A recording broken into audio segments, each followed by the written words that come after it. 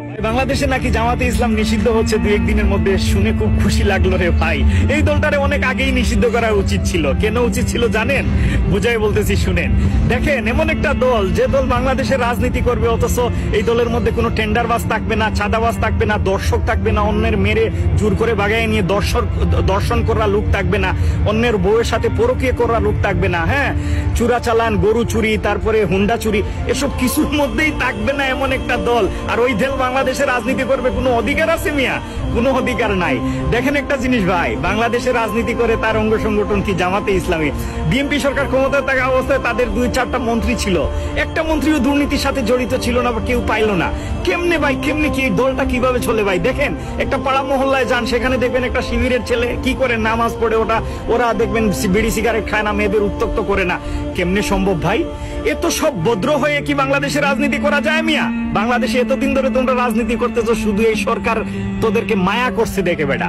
বাংলাদেশে এত সব ভদ্র হয়ে রাজনীতি করা যায় না। রাজনীতি করতে এই সরকার দল থেকে শিক্ষা নাও। এই যে ছাত্রলীগ, আওয়ামী লীগের কাছেই পুরো বাংলাদেশ, রাজনীতি শুধু বাংলাদেশে এরাই করবে।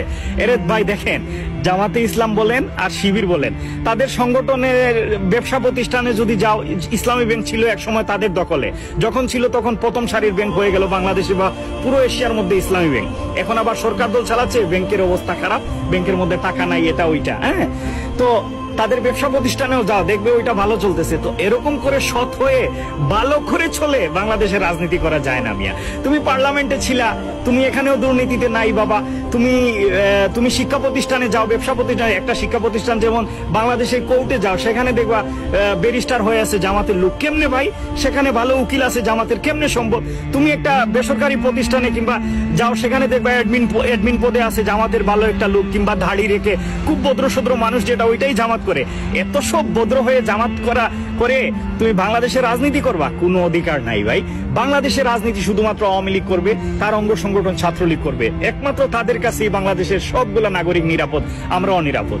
দয়া করে ভাইরা, যত তাড়াতাড়ি সম্ভব অনুরোধ করি এই দলটারে নিষিদ্ধ করে দেন। কারণ এত ভদ্র, এত গুছালো, এত শিক্ষিত মার্জিত দল দিয়ে বাংলাদেশে রাজনীতি হয় না। রাজনীতি করতে গেলে বর্তমান সরকার দলের মতোই রাজনীতি যদি করতে পারো, জামাতে ইসলাম আবার তোমরা আসবা, রাজনীতি করবা।